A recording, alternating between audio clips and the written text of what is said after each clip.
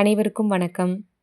இன்றைக்கி நம்ம வலையொலியில் இந்த மாதிரி மழை காலத்தில் குழந்தைங்க மட்டும் இல்லை, பெரியவங்க கூட மொறு மொறுன்னு நொறுக்கு தீனி சாப்பிட ஆசைப்படுவோம்.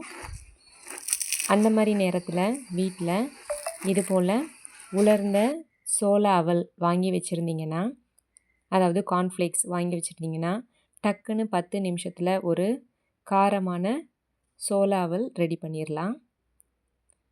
அதுக்கு கடாயில் எண்ணெய் சூடு பண்ணிக்கோங்க. எண்ணெய் சூடாயிருச்சான்னு ஒரு 2-3 அவலை போட்டு பொரித்து பார்த்துக்கோங்க.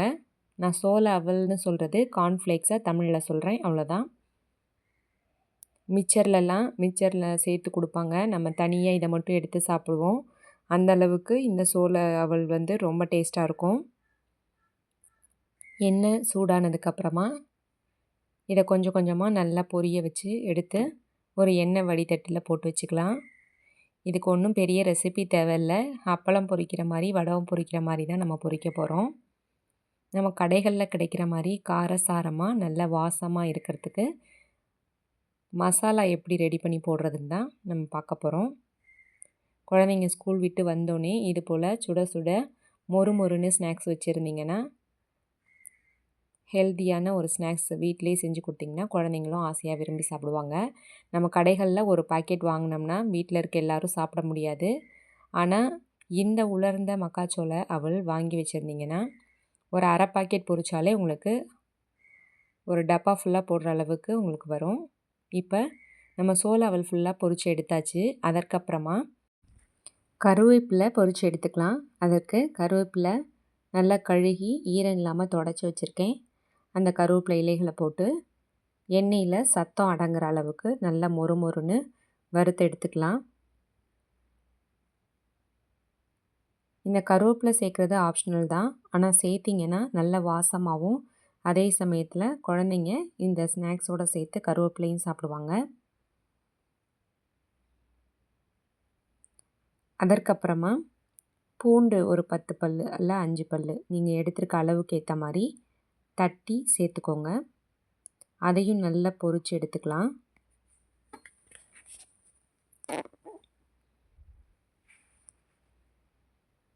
இது போல் 1-2 தட்டி பெருமளவு இருக்கிற தோலை எடுத்துட்டு அந்த வலக்கரண்டி உள்ளேயே போட்டு மிதமான தீயில் கருகிடாமல் வறுத்து எடுத்துக்கலாம். மிக்சரில் இந்த கார்ன்ஃப்ளேக்ஸ் சோள அவல் இருக்கும் பொழுது நம்ம அதை மட்டும் தனியாக எடுத்து சாப்பிடுவோம். எனக்கு அது ரொம்பவே பிடிக்கும். உங்களில் யாருக்கு சோள அவல் ரொம்ப பிடிக்கும், மிக்சர்லேருந்து தனியாக சோள அவலை கடலைப்பருப்பை எடுத்து சாப்பிட்றவங்க யாருன்னு கமெண்ட்டில் சொல்லுங்கள். இந்த பூண்டு இந்த சோள அவலுக்கு நல்ல ஒரு வாசனையை கொடுக்கும், செரிமானத்தையும் அதிகப்படுத்தும். வாயு தொல்லை இருந்தாலும் சரியாயிடும். இப்போ பூண்டை பொரிச்சாச்சு. இதோடையே சேர்த்துட்டு இதுக்கு ஒரு மசாலா ரெடி பண்ணலாம். கண்டிப்பாக இந்த மாதிரி ஒரு சிம்பிளான ஸ்நாக்ஸை கடையில் வாங்காமல் வீட்டில் செஞ்சு பாருங்கள். டேஸ்ட் ரொம்பவே நல்லாயிருக்கும். இப்போ இந்த மசாலாவுக்கு தேவையான அளவு தூளுப்பு, ஒரு 1/2 ஸ்பூன் மஞ்சள் தூள், 1 ஸ்பூன் மிளகாய்த்தூள். உங்களுடைய காரத்துக்கேற்ப நீங்கள் மிளகாத்தூள் சேர்த்துக்கலாம். குழந்தைங்களுக்கு கொடுக்குறப்ப மிளகுத்தூள் மட்டுமே கூட சேர்த்து கொடுக்கலாம், நல்லா தான் இருக்கும். அதற்கப்புறம் கொஞ்சம் கரம் மசாலா ஒரு ஸ்பூன். இந்த மசாலா பொடியை முதல்ல நல்லா மிக்ஸ் பண்ணிக்கோங்க. நம்ம மிக்சர் செய்யும் போதும் இதே மாதிரி மசாலா பொடி போட்டு கலந்திங்கன்னா ரொம்பவே நல்லாயிருக்கும், வெறுமே உப்பு மிளகாத்தூள் போடாமல். இப்போ இந்த எண்ணெயில் வறுத்த பொருள் செரிக்கிறதுக்கு, வாயு தொல்லை செரிமான தொல்லை இல்லாமல் இருக்கிறதுக்காக ஒரு 3/4 ஸ்பூன் அளவு பெருங்காயத்தூளும் சேர்த்துக்கலாம். மசாலாவை நல்லா மிக்ஸ் பண்ணிடலாம். அதற்கப்புறமா இந்த சோள அவலை ஒரு பாத்திரத்துக்கு மாற்றிட்டு அடியில் இருக்க எண்ணெயோடையே கொட்டி கலக்காமல் ஒரு பாத்திரத்துக்கு மேலாக மாற்றிக்கலாம். பெரும்பாலும் இது ரொம்ப எண்ணெய் குடிச்சிருக்காது. நீங்கள் எண்ணெய் நல்லா சரியான சூட்டில் சுட வச்சு பொரித்து எடுத்துருந்தீங்கன்னா இது அவ்வளோவா எண்ணெய் குடிச்சிருக்காது. இருந்தாலும் கொஞ்சம் கொஞ்சமாக அந்த கருவேப்பிலை,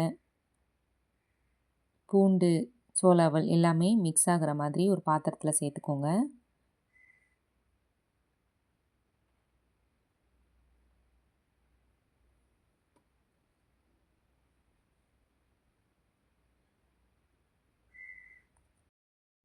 கொஞ்சம் கூட எண்ணெய் இல்லாமல் நல்லா சூப்பராக வறுபட்டு வந்திருக்கு. அடியில் கூட கொஞ்சம் கூட எண்ணெய் தங்கவே இல்லை. நீங்கள் எண்ணெய் சூடாயிடுச்சான்னு பார்த்துட்டு பொரிக்க ஆரம்பிச்சிங்கனாலே உங்களுக்கு எந்த ஒரு பொருளுமே ரொம்ப எண்ணெய் குடிக்காது. இப்போ மசாலாவை சேர்த்து நல்லா குழுக்கிக்கலாம். அவலை மிக்ஸ் பண்ண எடுக்கிற இந்த பாத்திரம் கண்டிப்பாக ஈரம் இல்லாமல் இருக்கணும். அப்போ தான் அவல் நமத்து போகாமல் கெட்டு போகாமல் இருக்கும். இப்போ கொஞ்சம் கொஞ்சமாக இந்த மசாலா பொடியை தூவி கலக்கிக்கோங்க. சாப்பிட்டு பார்த்துட்டு உங்களுக்கு காரம் பத்தலைன்னா, உப்பு பத்தலைன்னா இன்னும் கூட கொஞ்சம் சேர்த்துக்கலாம். அவசியம் எல்லாரும் இது போல் வீட்டிலையே சோள அவல் செஞ்சு குழந்தைங்களுக்கு கொடுங்க. நீங்களும் சாப்பிடுங்க.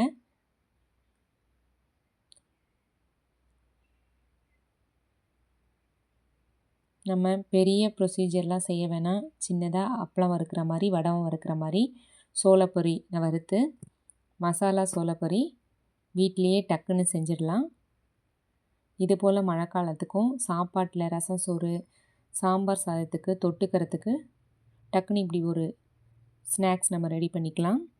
குழந்தைங்களுக்கு ஸ்நாக்ஸாக கூட கொடுத்து விடலாம். இது எந்த அளவுக்கு மொறுமொறுன்னு இருக்குதுன்னு பாருங்கள்.